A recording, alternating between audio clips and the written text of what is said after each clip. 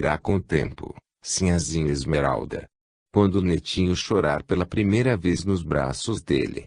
Eu estou apavorada com o que tenho ouvido e observado dessas duas malvadas. Precisar entender-me como meu marido, a ver o que resolveremos. Nada poderei tentar assim, aéreamente. Creio melindrosa situação. Não desejo contrariar meu pai, a quem tão acabrunhado venho notando, queixando-me de Severina. Precisaremos ocultar-lhe, a qualquer preço, o que acabas de relatar. Não, sinhazinha, contrariou a fiel serva, impressionada e veemente. Perdoe sua negra. Cassiano também não quer que se diga nada. Mas sim, o velho precisa saber de tudo. Estarás, porventura, louca? Nem lhe daria crédito às tuas afirmativas. Como ousarias? Aliás, se eu mesma não me encorajo a acusá-la. Obedece, Maria Rosa. Desgostosa, a fiel liberta saiu, participando a companheira às ordens recebidas, e, antes mesmo do cair do crepúsculo, despediram-se da bondosa senhora, abraçando-a por entre lágrimas, após o que, subindo para a calheça que lhes era destinada, partiram assinando, amorosas. Que farão na cidade a tais horas as duas servas? Indagou Barbedo a filha, vendo-as partir, do terraço onde se encontrava em companhia desta. Mandei-as para o chalé grande, ao qual deverão pôr em ordem, visto que tenciono ali passar os últimos dias desta semana. E ficarás aqui tão só, sem as tuas servas, minha filha. Queres que destaque alguma escrava para os teus serviços desta noite? Oh! Não será necessário para hoje, meu pai. Maria Rosa tudo providenciou. Amanhã cuidaremos disso. Deixai as pobres escravas descansar. Pretendo transportar-me para X amanhã à tarde. Sentaram-se ambos, a desfrutarem os doces encantos do entardecer. Infinita doçura invadia as potencialidades afetivas do altivo capitalista. Ele fitou o formoso semblante da filha, enlaçou-a afavelmente, osculou-lhe a fronte e deixou-se emudecer enquanto contemplava as ricas messes que se estendiam entre campos e colinas até os longínquos horizontes. Subitamente recordou a esposa morta havia tantos anos. Reviveu os dias dilaceradores da viuvez em plena mocidade. Reviu Esmeralda, frágil e soluçante nos braços da ama. Suas próprias alucinações à frente do cadáver da jovem esposa e as investidas impensadas procurando a filha recém-nascida a fim de estrangulá-la. E suores gélidos de íntima e singular aflição levaram-no a expulsar os fantasmas do passado. Levantou-se, dominado por súbito mal-estar. Entremos, minha filha. Canta algumas canções que recordem Coimbra ou Ribatejo. Cantadas por ti traduzirão maior encantamento para o meu coração. Ela beijou-o, num gesto gracioso de inequívoco afeto filial, e sentou-se ao piano, deliciando-lhe o coração durante todo o serão com os dotes artísticos que tão bem cultivava. Nem ela nem meu infeliz compadre, porém, poderiam supor que seriam as derradeiras horas que desfrutariam juntos no dulçor do ambiente doméstico, que ambos tão bem sabiam honrar e venerar. Ora, justamente nessa noite, Bento José regressaria mais tarde, permanecendo no chalé em virtude de haver convocado reunião do clube abolicionista de que era presidente emérito, a fim de que variados aspectos da nobre causa fossem cuidadosamente debatidos, bem assim os assuntos concernentes ao ideal republicano que absorvia suas generosas tendências democráticas. De outro lado, já pelas 10 horas da manhã do dia imediato, deveria ele defender importante causa jurídica no foro de certa localidade vizinha de X, e, revendo autos e estudando detalhes a que se apegaria durante os debates, não se avistara com a esposa, nesse dia, senão pela manhã, a saída para as funções cotidianas. Desde que entre ele e o sogro se haviam interposto as desagradáveis ocorrências que conhecemos, o moço advogado furtava-se, efetivamente, a permanências muito longas em Santa Maria, o que realmente levara a esposa a pensar na possibilidade de uma temporada no chalé, caso tal resolução não desgostasse o pai, a quem ela própria rendia culto afetivo verdadeiramente religioso. Esmeralda passara o serão da noite, pois, apenas com o pai e o pequeno liberto Antônio Miguel, seu afilhado, que, educado pela madrinha, até ali, com ternuras maternais, dela obtendo até mesmo a satisfação de todos os caprichos, com 10 anos de idade tomava parte nas reuniões da família, desfrutando regalias e desenvoltura próprias de afins consanguíneos. Do seu costumeiro posto, no alpendre, de onde facilmente se apercebia da movimentação nas dependências da enteada, Severina observávamos com olhos ciumentos, diminuída ante a sublimidade da ternura que parecia vincular os corações de pai e filha, de quando em vez aproximando-se do grupo sugestivo, tomando parte na conversação, falando docemente a Barbedo felicitando a jovem cantora pela perfeição das peças executadas. Às 10 horas, porém, Esmeralda despediu-se do pai, encaminhando-se para seus dormitórios com o pequeno afilhado, ao qual acomodou em leito improvisado sobre um divã, no seu próprio quarto de dormir, em virtude da ausência de Maria Rosa.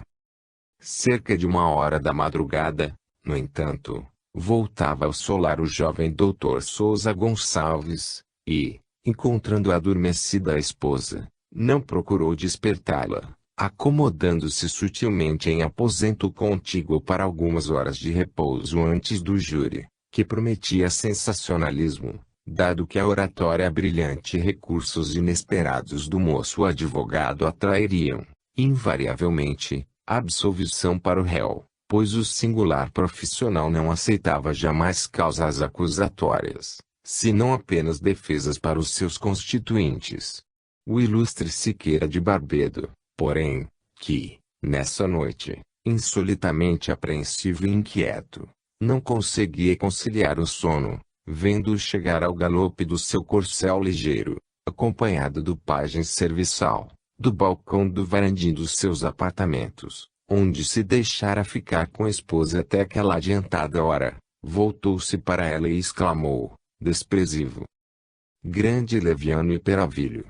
A que horas regressa ao lar, abandonando minha filha desde pela manhã? Não procura investigar sequer o paradeiro do infame autor das cartas que difamam sua esposa. Mas Esmeralda possui um pai que a idolatra. Saberei defendê-la. Hei de descobri-lo e trucidá-lo sem piedade, já que o marido é inconsequente e incorrigível. Por isso mesmo, jamais consentirei que o acompanhe para a corte. Não teria defesa, afastada de mim.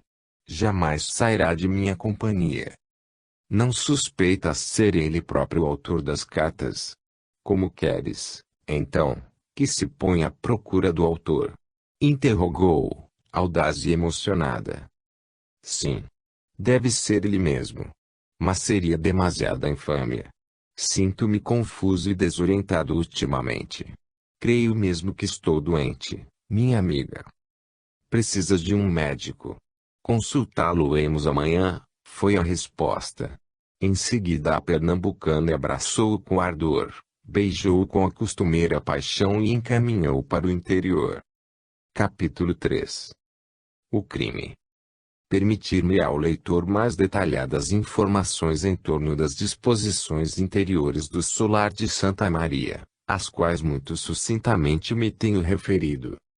Ao contrário da maioria das sedes de antigas propriedades rurais construídas ao tempo do Brasil colônia, que se padronizavam pela rusticidade de linhas apressadas ante a urgência das acomodações, a suntuosa residência do Siqueira de Barbedo desde os seus primórdios destacara-se pelo aprimoramento do conjunto, evocando, se não exteriormente, pelo menos internamente, certas construções antigas da Europa, de volta com detalhes bárbaros, muito ufanosos com o gracioso favor da soberana que lhes fornecera o título de que tanto se envaideciam. Os ancestrais de Barbedo entenderam desdouro residir em abrigos mal engendrados quem ativesse ao nome um tão honroso de Maria, permitindo-se então, como a própria posteridade, o luxo de um solar que se poderia blasonar de ser das mais belas e imponentes construções dos tempos de colônia, assim de um que de outro império.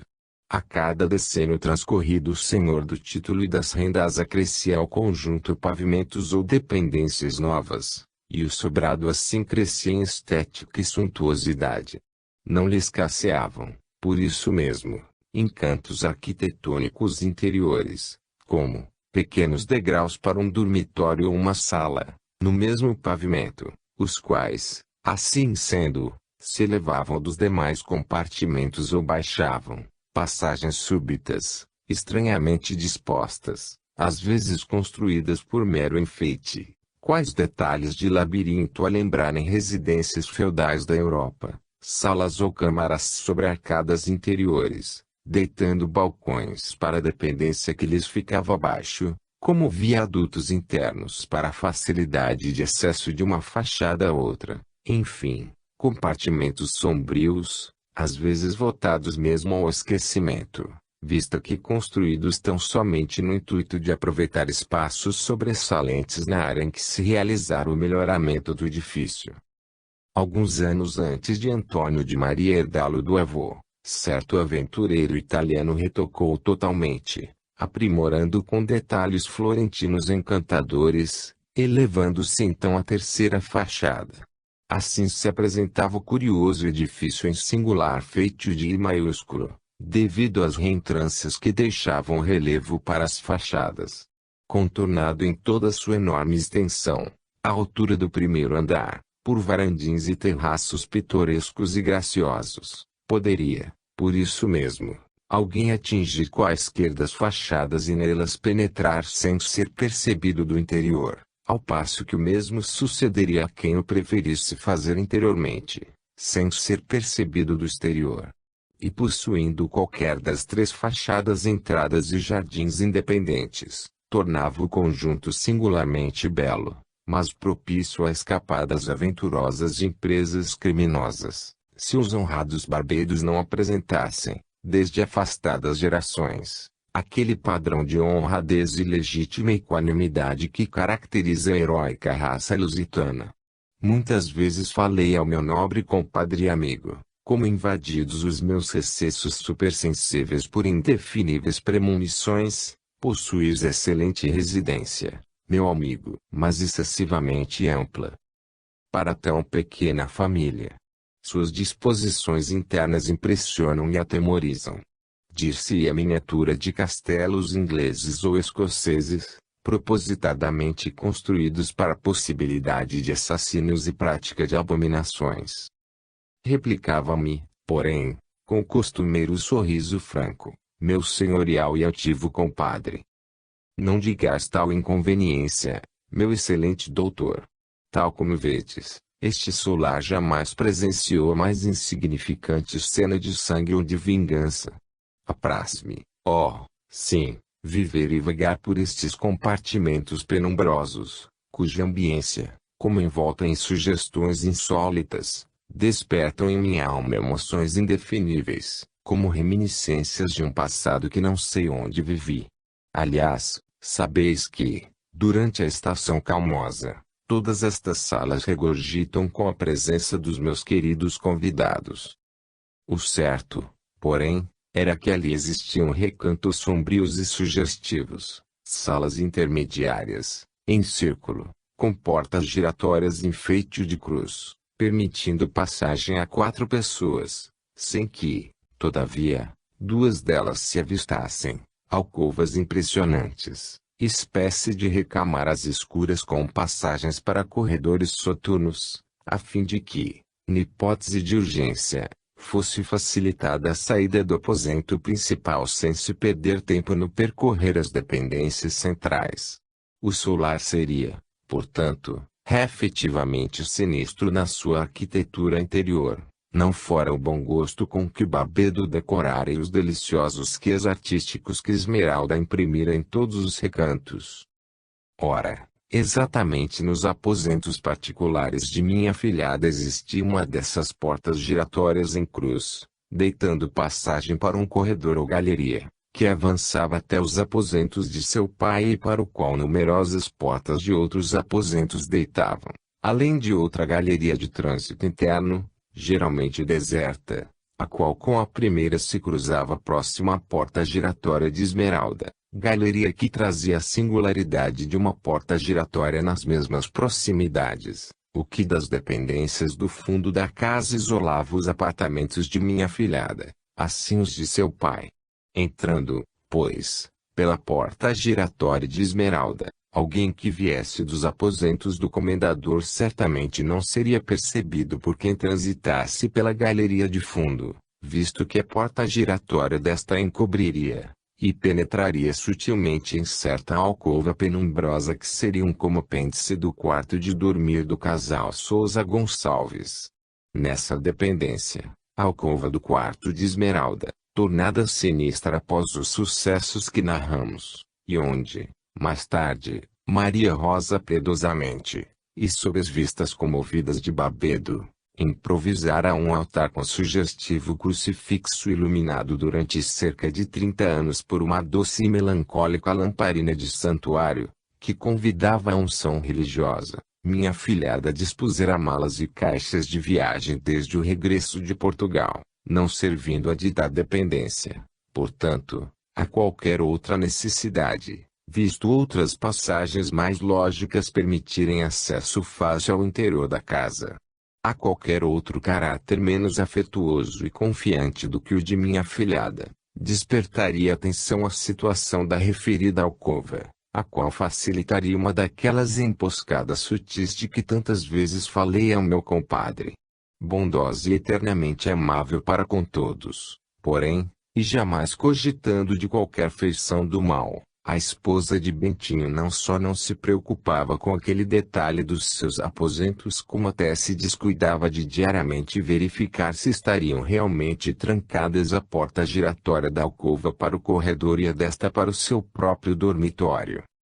Vindo-se do interior da casa sem se desejar devassar os domínios dos Souza Gonçalves, fatalmente passar-se-ia pela galeria de trânsito acima referida, quer se pretendesse atingir os apartamentos do comendador, quer se desejasse buscar a sala de estar onde comumente sua filha se entregava a delicados trabalhos manuais. O dormitório desta deitava a porta igualmente para esta sala, a qual, por sua vez, despejava para um pitoresco alpendre com degraus para o jardim que levava ao portão de entrada destinado à fachada do centro, residência dos Souza Gonçalves. Por sua vez, a sala de estar de Severina, montada na parte reentrante do edifício, igualmente deitava a porta para o mesmo corredor em que ficava a da alcova de esmeralda. Verdadeiramente singulares, estas disposições e confusas passagens facilitariam sobremodo qualquer ação inescrupulosa dos habitantes de ambos os apartamentos ou fachadas. Ora, na manhã dos idos de agosto de 1886, ano em que minha querida afilhada completaria suas 23 primaveras pujantes de vida e do esplendor da sua imaculada formosura, Antônio José de Maria e Siqueira de Barbedo erguera-se do leito deprimido por uma desagradável noite de insônia e excitação. A despeito de todos os esforços da esposa a fim de tranquilizá-lo e adormecê-lo, meu pobre compadre não conciliara o sono senão pela alta madrugada. Ainda assim, porém, desorientador pesadelo fê-lo despertar alucinado, banhado em suor gélido, trêmulo e desfeito em pranto, enquanto Severina, atenciosa, se levantara no intuito de trazer-lhe alguma bebida acalmante. Não mais conciliara ele o sono, porém, até o momento em que habitualmente deixava os aposentos. Nesse pesadelo atroz ele observara, acometido de incoercível loucura que somente tais circunstâncias produzem, que o salão de recepção de sua filha fora transformado em câmara ardente, essa levantada em crepes mortificantes, grandes candelabros amarelos onde círios volumosos ardiam desfazendo-se em impressionante lacrimejar de cera derretida, sugestivo crucifixo impondo o recolhimento com Deus, e flores numerosas esparsas em torno.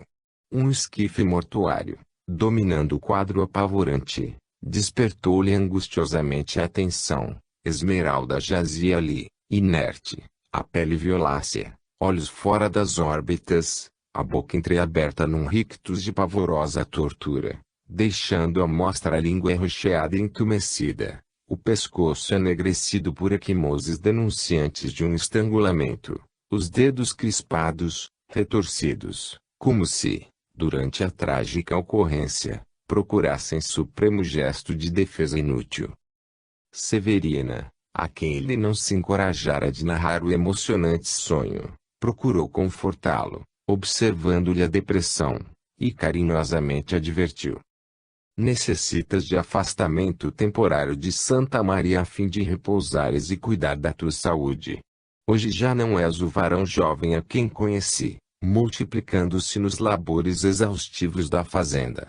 Não tardas a completar 50 anos e, nessa idade, convém repousar, isentando-se de desgostos e contrariedades. A conduta de teu genro é deprimente. Avisei-te, antes do casamento, de que Bento José não nos traria felicidades. Não deste crédito às minhas observações, porém. Agora, resta-nos aplicar a paciência e resguardar tua tão preciosa saúde com um merecido repouso em qualquer parte. Esquece as malditas cartas. São politiquices dos adversários dele próprio. A astuta mulher, porém, prometera-se tentar afastá-lo do solar, temerosa das consequências do inquérito por ele próprio promovido, certa que se achava das selvagens represálias que levaria a efeito no dia em que a verdade fosse revelada.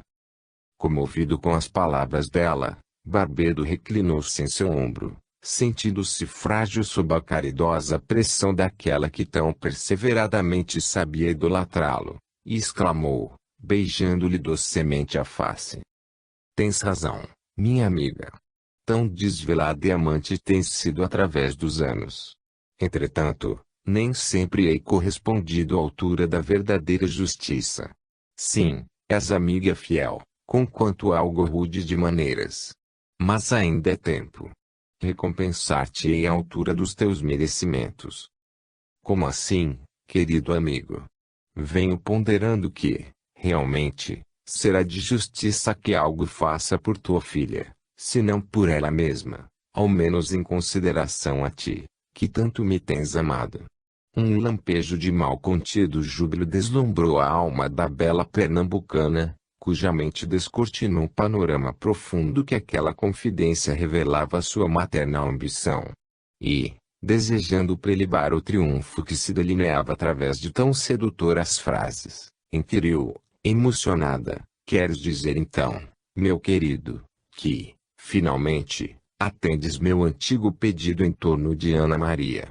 Ele levantou para ela os olhos comovidos como se sorrissem, respondendo ternamente, como esperando agradecimentos através de uma carícia: tu te tens mostrado humilde e resignada, querida amiga, e tal atitude tocou meu coração.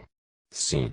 Não somente resolvo atender-te, como até te declaro que, dentro de 3 dias, tudo estará consumado. Tua filha será também minha por direitos de adoção, usará o meu nome e terá um dote que lhe permitirá casar-se bem. Esmeralda, de antemão te garanto que apoiará o meu gesto, pois que é um anjo. Falar-lhe-ei ainda hoje. Mas, não disseste que estás pobre, que tudo pertence a ela, não mais a ti? Ele, porém, sorriu, ao retorquir: sempre terei com que dotar Ana. E, ainda que nada mais possuísse, estou certo de que minha filha o faria por mim. Severina agradeceu ao marido com uma de suas apaixonadas carícias, emocionada e trêmula.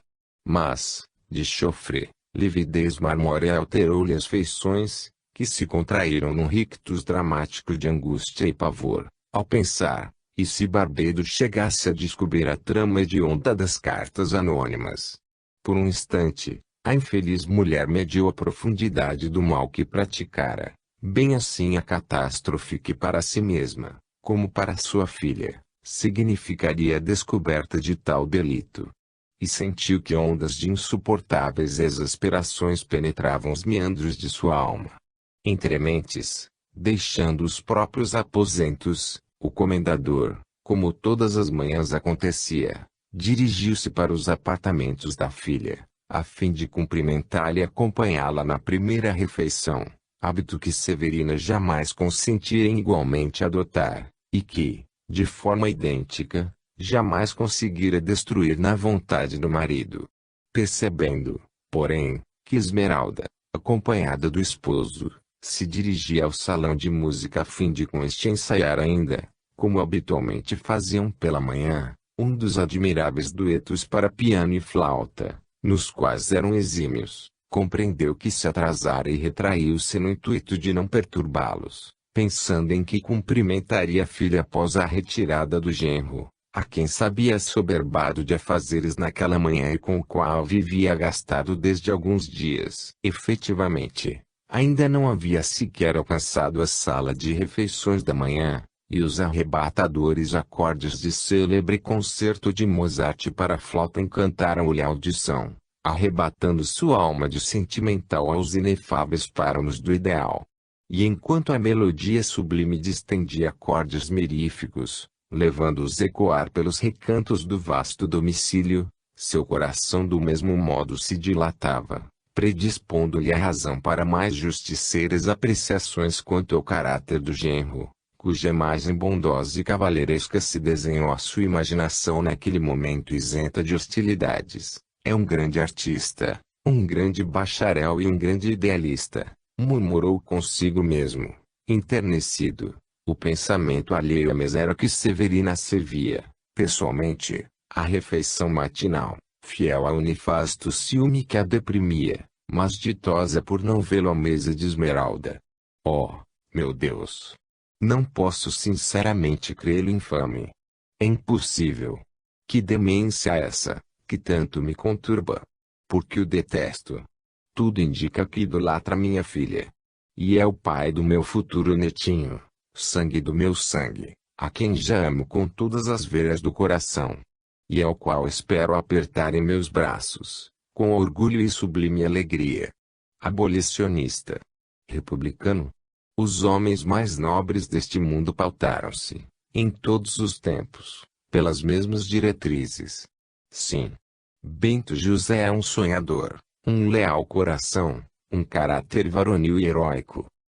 E quando os últimos acordes da melodia arrebatadora cessaram completamente, dirigiu-se, vagaroso, para a fachada sul do edifício, oposta à sua, cujas janelas do fundo, ou das reentrâncias, deitavam vistas para os jardins e portões de entrada do nobre casal e, necessariamente, para a estrada que se alongava a perder de vista. A farmácia da fazenda era localizada ali, e, penetrando em seu recinto, o comendador distinguiria quanto se passasse nos varandins laterais de Esmeralda em seus jardins, através de amplas janelas. Pôs-se ele, portanto, a conversar com Juvencio, o farmacêutico, que já havia iniciado seus mistérios, narrando-lhe a excitação sofrida durante a noite anterior, ao passo que prescrevia receituário para si próprio, pois, como sabemos, Barbedo era médico, esperando pacientemente que o operoso funcionário concluísse o trabalho. Severina, no entanto, retornara aos próprios aposentos, onde sua escrava de confiança iniciava as arrumações matinais, postando-se ao alpendre de sua sala de estar, local preferido para tecer o seu crochê, acomodada na indispensável cadeira de balanço. Mas não se passaram sequer 10 minutos, e a senhora de Barbedo vê chegar a própria filha, lívida e emocionada, cujas feições alteradas lhe causaram sobressalto, enquanto trêmula, a voz entrecortada, lhe murmurou a moça sussurrante: "Mãe, estamos perdidas. Tudo foi descoberto. Esmeralda e Bentinho foram cientes de onde partiram as cartas. Papai nos matará." "Desgraçada, estás louca, porventura? Quem te disse? Sabes que sempre os espreitei pela porta da alcova, a qual ela esquece de trancar e que eu abro, se a encontro fechada, pois que tenho as chaves. Eles discutem. Cassiano contou a Bentinho ontem à noite, No chalé grande, mas Esmeralda já sabia. Creio que as negras de Esmeralda nos espreitavam. Vem. Severina seguiu a pérfida filha, vencendo o trecho do varandim sem penetrar os cômodos interiores onde a escrava tratava das arrumações. Quem olhasse do exterior, porém, tê-la-ia visto tão somente penetrar os seus próprios aposentos, nada mais. No entanto, ela e a filha avançaram até a galeria de trânsito, e, do local onde se encontrava, a cadeira de balanço, até a porta giratória da alcova de Esmeralda, tenebroso turbilhão de sugestões obsidiantes dementou a mente, já de si mesmo inclinada ao mal, dessa estranha mulher que idolatrava o marido até a insensatez, mas que não trepidaria em ferir ou destruir tudo quanto ele mais quisesse, a fim de prendê-lo ao domínio da sua avassaladora paixão. Ela mediu, num instante, a extensão da desgraça que a filha lhe acabava de anunciar, e, alucinada, também compreendeu que seria necessário, a qualquer preço, arredá-la do seu caminho antes que o Babedo se inteirasse do que Ana Maria surpreendera. E assim penetrou, sorrateira, a alcova denteada, pondo-se à escuta, depois de ordenar à filha certificar-se se a giratória da galeria estaria trancada e se o marido continuava na farmácia, ou seja, na fachada sul. Trêmula, as feições decompostas pelo terror que de suas faculdades gradativamente se apossava, ouviu, efetivamente, que Bento José e Esmeralda discutiam os acontecimentos decorrentes, no próprio quarto de dormir, certos de que ali poderiam fazê-lo sem serem surpreendidos, e descuidosos de verificar se, além do reposteiro, a porta que do quarto deitava para a alcova, fronteiriça à giratória, estaria realmente fechada. Sim, logicamente não existem dúvidas de que Severina e Ana Maria me intrigam com teu pai desde antes dos nossos esponsais, despeitadas ante a nossa felicidade e por compreenderem que me fizeram incompreensível as insinuações para desposar Ana, porque era a ti que eu amava. E quando nada mais existe para tentar, a fim de desgostar-nos, maldosamente incompatibilizam-me com ele, criando essa infame rede de calúnias anônimas, enquanto permanecem hipocritamente serenas e humildes no seu posto. A todos fazendo crer que compartilham de nossa revolta, comentava Bentinho, colérico, no momento em que a alucinada mulher se postou para ouvir, enquanto ele próprio ultimava o toilette, auxiliado pela esposa. Cassiano, em lágrimas, continuou o traço, expôs-me quanto descobriu, e eu, depois de criteriosamente ponderar, concluo que, realmente, todas as possibilidades dessa feia trama partiram delas. Será necessário investigar os fatos com habilidade e minúcias, porque, no momento em que puder acusá-las do mandatárias ou mesmo executoras do desprezível atentado, proteste o comendador ou deixe de protestar, reproves tu ou não reproves, moverei um processo contra ambas e metê-las na cadeia, de qualquer forma, porquanto não me escassearão recursos para tanto. Encontro-me numa pista assaz esclarecedora. Fábio Saboia, como sabes, e adversário vil, homem sem honra, dado a calúnias e insultos pelas colunas dos jornais e ao uso de cartas anônimas.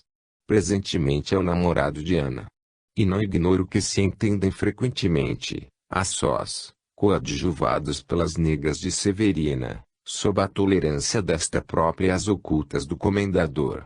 Sou acusado por teu pai da infâmia de escrever insultos anônimos contra ti mesma. Como se a demência lhe houvesse cerceado a faculdade de raciocinar nestes últimos tempos. Hoje, após o júri, regressarei prestamente a fim de entender-me com ele sobre o assunto.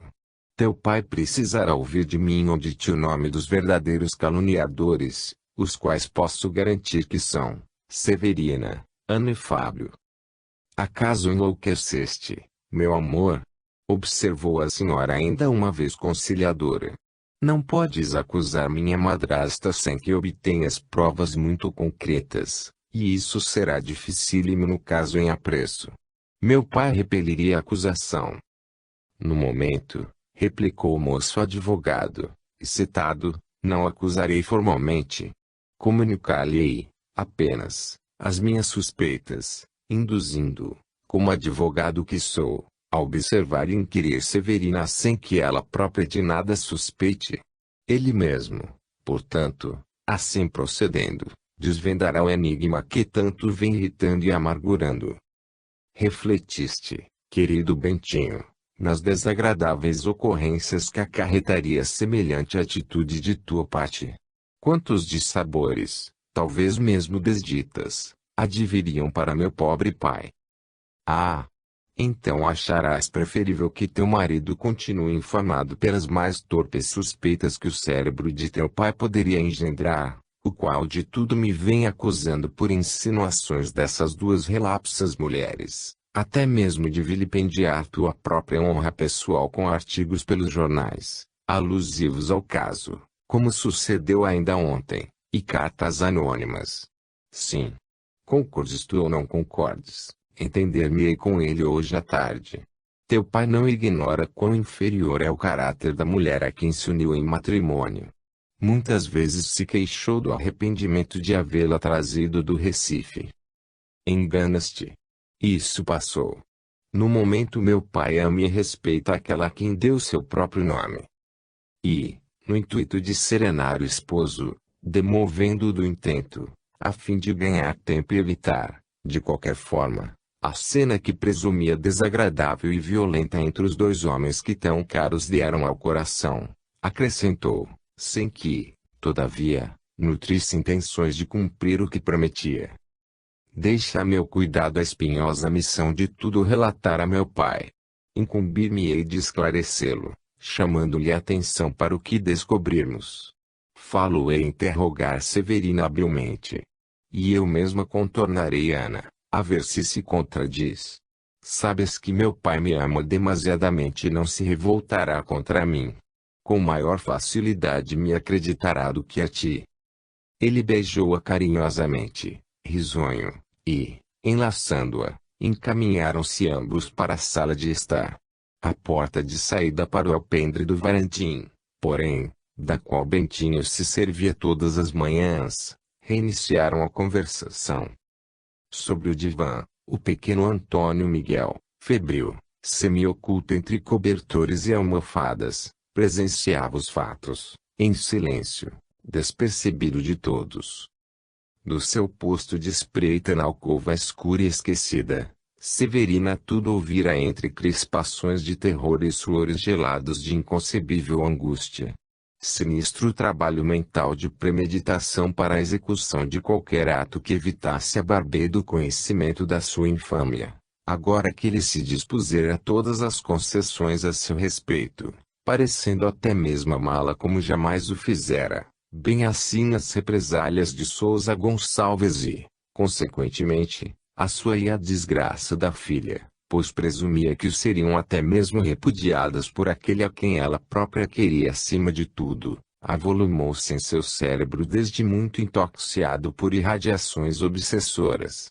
Em rápido momento ela sentiu o coração precipitado em ritmo violento, o corpo sacudido por arrepios penosos e insopitáveis, as mãos enregeladas e suarentas, crispadas como por ação nervosa incontrolável.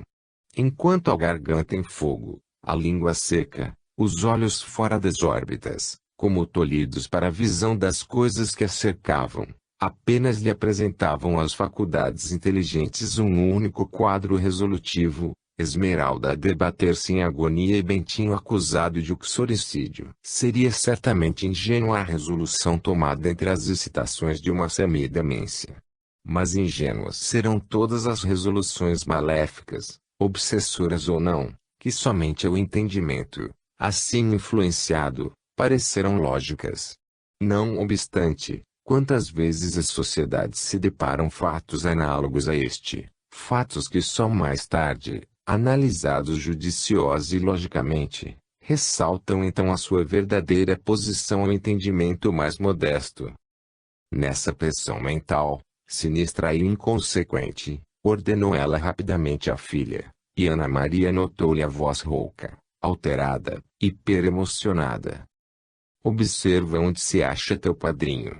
A jovem deu uma volta, sutilmente, pelo varandim, o que quer dizer que o fez exteriormente espreitou como pôde e voltou, assustadiça. Ainda se encontra na farmácia, com Juvencio.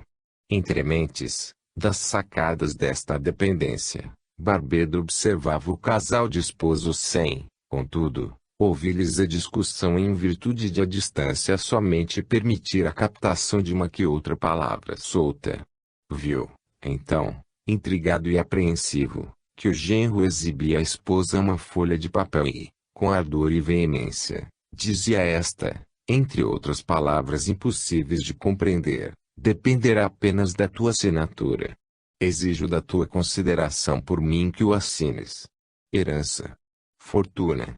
Não poderemos viver assim. Enquanto aos seus ouvidos também chegavam as vozes da jovem, retrucando, como que agastada: jamais cometerei semelhante ação contra meu pai. Não exijas, querido. Matá-lo-ia de desgosto. Percebendo que o comendador se absorvia com algo passado no exterior, o farmacêutico acercou-se e, indiscreto, entrou igualmente a observar o casal, que se diria agitado, ouvindo, portanto, as mesmas expressões. Eis, porém, que Esmeralda arrebata rudemente a folha de papel das mãos do marido, amarrotando-a entre os dedos. Mas, compreendendo, seguidamente, que é observada pelo pai e o seu farmacêutico, e em virtude de se encontrar ainda em desalinho, porquanto não cuidará de se preparar devidamente para deixar os aposentos, afasta-se para o interior da sala, no que é vivamente seguida pelo marido. Já no recinto desta, ambos se como duas crianças travessas, travando luta amistosa para a posse do referido papel. Bentinho, querendo reavê-lo, Esmeralda desejar destruí-lo. Não se acham, portanto, absolutamente agastados um com o outro. Discutem ao sabor de expressões que denotam o amor imenso que lhes unifica a vida e os corações. Em dado momento, já fatigada, a moça abraça-se ao marido e diz, corada e sorridente: queimemos este ingrato documento, fruto dos teus desrespeitos pelas cãs do meu querido pai. Achas então que consentirei em fazê-lo sofrer tanto? Não se trata de desrespeito, minha querida, retrucou bondoso traço, mas de comprovar a minha dignidade ofendida, demonstrando ao comendador que não foi sugestionado pelos teus haveres que te desposei, mas impelido por um nobre sentimento do coração. Revoltam-me e irritam-me as insinuações de teu pai a tal respeito. E, levando-te a renunciar, irrevogavelmente, à sua herança, desejo provar-lhe que possuo bastante orgulho e valor para proporcionar-te bem-estar idêntico ao que desfrutas sob o seu teto. Concorda, Esmeralda, e assina, por amor de mim, a declaração que aí tens. Muito bem. E matá-lo-íamos de desgosto, não é assim? Não pensemos jamais em tal. Vai defender antes o teu cliente, que já se faz tarde. Tem o melhor alvitre para todos nós. Partiremos ainda esta semana para a capital. Lá passaremos a residir, como sempre desejaste.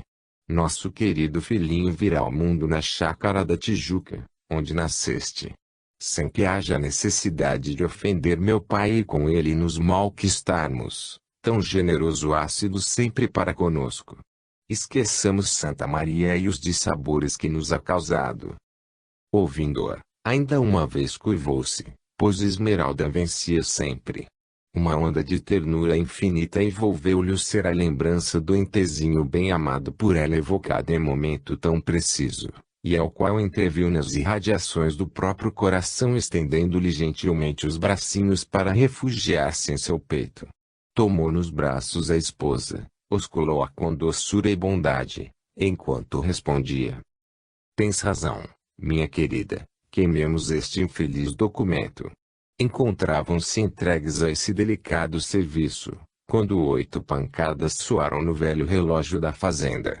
Céus! Exclamou, alarmado, o advogado. O júri sofrerá alterações sob minha responsabilidade. Tenho uma légua a vencer ainda. Adeus, minha querida. Voltarei a tempo de conduzir-te a um chalé. Beijou a prece e saiu desabaladamente, descendo os degraus do alpendre em correria significativa, travesso e bem-humorado como sempre traço. Assim se dirigindo para o portão de saída onde o pajem o esperava com o cavalo preferido e indispensável bagagem. Semi-oculta pelos reposteiros da janela, Esmeralda viu partir engalopada louca, coisa muito do seu agrado desde a juventude e, sorrindo adorada a imagem que se distanciava pela estrada fora, murmurou a si mesma, enternecida, travesso como qualquer menino, mas nobre e respeitável como um perfeito cavalheiro, que sempre foi. Do seu posto de observação, porém, Barbeiro e seu funcionário viram-no partir desabridamente, sem, contudo, distinguirem Esmeralda, que não mais desceram ao alpendre, acompanhando o marido até o portão, como habitualmente fazia, em virtude do desalinho em que ainda se encontrava, sabendo-se observada. Como foge? Notificou o comendador com azedume e hostilidade incontida. Dir-se-ia perseguido por fantasmas, estará com pressa. Defenderá uma causa ainda esta manhã, sim. Perdeu tempo em estar a discutir com minha pobre filha, conforme se vem tornando hábito. O farmacêutico limitou-se a sorrir, apresentando-lhe o frasco do medicamento a ser usado. Afastaram-se ambos vagarosamente, conversando sobre assuntos muito interessantes para um e outro, parando de instante a instante para uma exposição mais circunstanciada, e assim desceram a escadaria interna. Em chegando ao início da galeria já descrita, a qual, da parte do fundo do edifício, começava a dividir os aposentos do centro dos do norte, Barbeiro parou, agradeceu ao funcionário e, avistando Severina ao alpendre, serenamente tecendo o seu crochê, como lhe era habitual, enquanto Ana lhe destrançava os cabelos a fim de penteá-los, como fazia todas as manhãs, encaminhou-se para elas e interrogou, afetuoso, enquanto a enteada o cumprimentava, osculando-lhe a destra e dando a face a beijar. Viram se minha filha saiu para o banho? Muito naturalmente a pernambucana respondeu, sem erguer os olhos do trabalho, não a vi ainda hoje. Deve estar chorando por aí. Eles discutiram a manhã toda.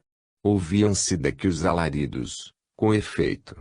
Ouvi que discutiam, murmurou o infeliz pai entre magoado suspiro, encaminhando-se para os aposentos da filha e chamando-a carinhosamente pelo nome. Entre mentes, alguns minutos antes, vendo partir o marido, Esmeralda retirara-se para o quarto de dormir no intuito de passar ao de vestir e preparar-se a fim de sair e providenciar uma escrava para os seus serviços, em virtude da ausência de Maria Rosa e Joanita. Cantarolando, satisfeita, entrou despreocupadamente em seu aposento. Mas, subitamente, deteve-se, surpreendida, com um pequeno grito de susto. Severina Soares, de pé, à porta da alcova, empunhando uma toalha e seguida de Ana Maria, fitava-a com olhos dilatados e chamejantes, de perfeita alucinada, e feições transtornadas, tal se raios de ódio fulminante se despejassem do seu interior envolvendo-a em rede sinistra de malefícios.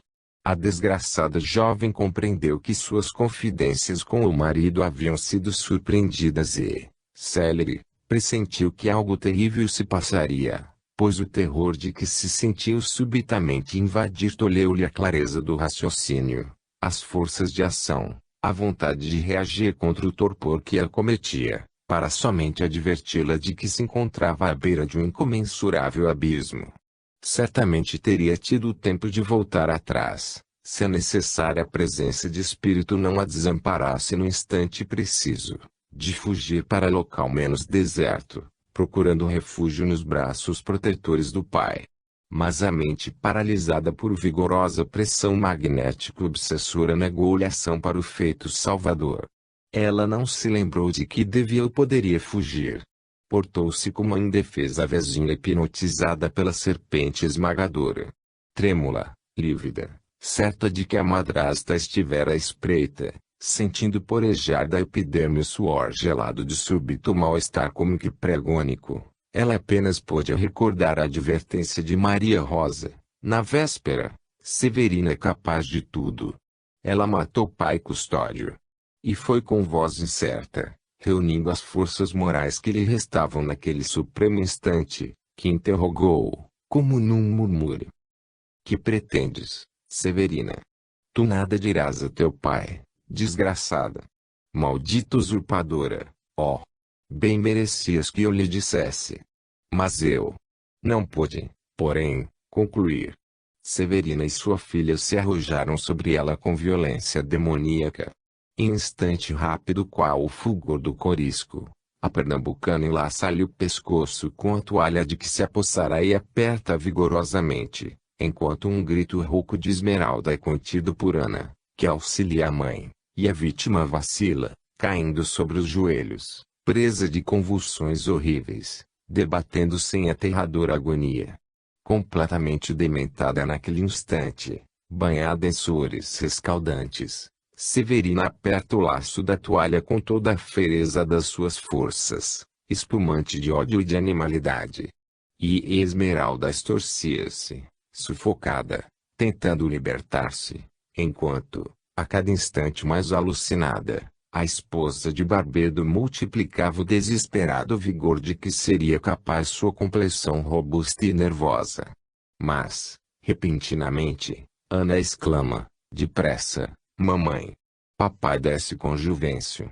A infame assassina larga, então, bruscamente, a sua vítima, que cai redondamente no chão, estrebuchando em ânsias dolorosas, os olhos fora das órbitas, o pescoço entumecido, a língua à mostra, o rosto lindo transfigurado em máscara de suprema dor e horror supremo, os dedos crispados, na tentativa de se furtar a ignominiosa morte. Severina ganha a alcova, gira a porta, penetra o corredor deserto, a ligeira qualdem de obsessor, ganha o alpendre da sua sala de estar e, em alguns segundos apenas, está novamente sentada em sua cadeira de balanço.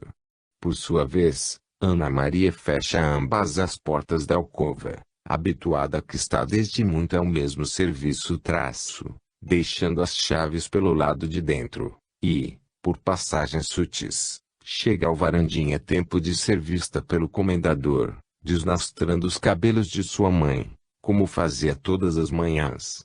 Sobre o divã, febril e atordoado, Antônio Miguel, sem ser notado pelas duas assassinas, desmaiara de horror. Capítulo 4. Do Suprema. 1. Seguindo pela galeria de trânsito após falar à esposa e cumprimentar a enteada, Antônio de Maria desejou transpor a porta giratória que levava ao corredor de acesso aos aposentos de sua filha, encontrando-a, porém, fechada. Procurou outras passagens pelo mesmo lado, isto é, o lado que habitava. Todas haviam sido trancadas na véspera e até aquele momento assim continuavam, porquanto Esmeralda ainda não saíra dos seus apartamentos. Voltou, portanto, pelos aposentos que ocupava, alcançando o varandim, tal como fizera uma hora antes, quando percebera que a jovem se dirigia ao salão de música, no intuito de contornar toda a fachada do centro e entrar pela porta onde cerca de meia hora antes a vira discutir com o marido. Chamou-a repetidas vezes, estranhando que ainda não tivesse deixado os aposentos, bem como o fato de nenhuma escrava ter sido solicitada. E sentindo algo indefinível obscurecer-lhe o coração, murmurou consigo mesmo, retendo o que acabara de ouvir da esposa. Discutiram a manhã toda. Ouviram-se os alaridos. Estará a chorar por aí. Ingressou, assim, na sala de estar, cuja porta, efetivamente, permanecia aberta desde a saída de Bento José. Novamente chamou-a, repetindo-lhe o nome. Observando, porém, o mesmo silêncio e a porta do quarto de dormir entreaberta, bateu discretamente e entrou sem mais cerimônias. Mas, então, O macabro espetáculo que se lhe deparou aos olhos foi algo de incompreensível para o coração humano que jamais sofreu a desgraçada situação que ao meu infeliz compadre e amigo surpreendeu qual avalanche infernal de irremediáveis desgraças. Um grito dilacerante, sinistro, indescritível, um brado apavorante de surpreendente desesperação, que irrompeu com superdoloroso fragor dos mais sagrados meandros das suas faculdades morais e espirituais, dilacerante como as ânsias do réprobo no momento em que vê a submersão da própria razão na profundeza do abismo em que vai sussobrar, explodiram daquele peito generoso e rude, cujo bem supremo era o amor daquela mesma filha a quem buscava. Aí! Ponto aí! Ponto aí! Ponto! Bradou o infeliz, alvoroçando até o inaudito solar ainda amadurrado na calma da manhã, os olhos dilatados pelo horror ante o espetáculo acedo do corpo da filha estertorando no chão, ainda nas vascas de dolorosa agonia. Esmeralda! Esmeralda! Minha filha! Oh, Deus! Oh, Deus do céu! Atirou-se para ela como louco, sem atinar com o que tentar a fim de socorrê-la, todo hediondo lance compreendendo no mesmo instante. Suspendeu-lhe a pobre cabeça, procurando desfazer o laço da toalha. Este, porém, fora vigoroso, atado por mãos de mestre. E ele, no auge do desespero, não acertava em desnastrá-los. Saiu qual dementado, as mãos à cabeça, as lágrimas descendo aos borbotões dos olhos apavorados, emitindo gritos furiosos, os quais não se saberia se de dor ou da raiva da demência, de angústia ou de assombro, enquanto de todos os lados acorriam serviçais, funcionários, capatazes, escravos, e os sinos badalavam em cadência alarmante, os engenhos apitavam suas máquinas, tudo e todos bradando e gritando sem saberem porquê, inclusive Severina e Ana, que tremiam e espumavam quais dementes que em verdade eram, uns julgando tratar-se de incêndio nos cafezais, outros certos de que Barbedo enlouquecera. Socorro! Socorro! Deus! Meu Deus! Esmeralda foi assassinada. Minha filha está morta. Prenda o Bentinho. Procurem-no. Ele matou-a. Prendam-no. Fugiu. Viu fugir. Minha filha. Oh, Deus do céu! Esmeralda! Esmeralda! Tornou enlouquecido ao quarto, o pranto caindo em catadupas pelo rosto tragicamente decomposto por súbita loucura, gargalhando e bramindo qual demônio ferido de morte, e todas as suas potencialidades psíquicas e humanas atacadas do assombro incompreensível de ali encontrar a filha ignominiosamente estrangulada, o lindo rosto hediondamente transformado naquela repugnante máscara de supliciada. Em poucos minutos enchera-se o quarto. Juvencio, rápido, expediu portadores a X, a carta de um médico e das autoridades. Barbedo suspendeu a filha nos braços trementes, depondo-a sobre o leito, depois de, coadjuvado por aquele, retirar o laço que enforcara. Esmeralda respirava ainda. E notaram-lhe ânsias de querer falar. Mas foram baldados todos os esforços do desgraçado pai. Um minuto mais. E a formosa filha de Maria Susana expirava em seus braços, sob as excruciantes carícias de suas lágrimas e de seus ósculos inconsoláveis. Então, meu infeliz compadre e amigo caiu, fulminado por um desmaio que se afirmaria o refrigério supremo concedido pela comiseração celeste.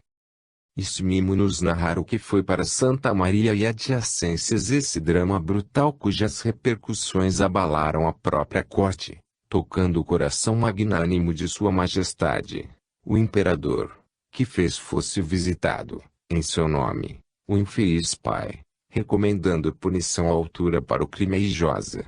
Permitir-nos-emos, porém, a sequência natural do mesmo drama, cujos primórdios se verificaram nos dias cruciantes do terror, na França, e cujo epílogo se desenrolava nas lúcidas paisagens campestres da província do Rio de Janeiro. Todas as provas recaíram sobre o desgraçado esposo da vítima, O advogado Bento José da Souza Gonçalves, detido para averiguações no próprio dia do crime, sem haver sequer iniciado a defesa que se comprometera com o júri, logo de início se reconheceu enleado por uma série esmagadora de circunstâncias que, efetivamente, apontavam a possibilidade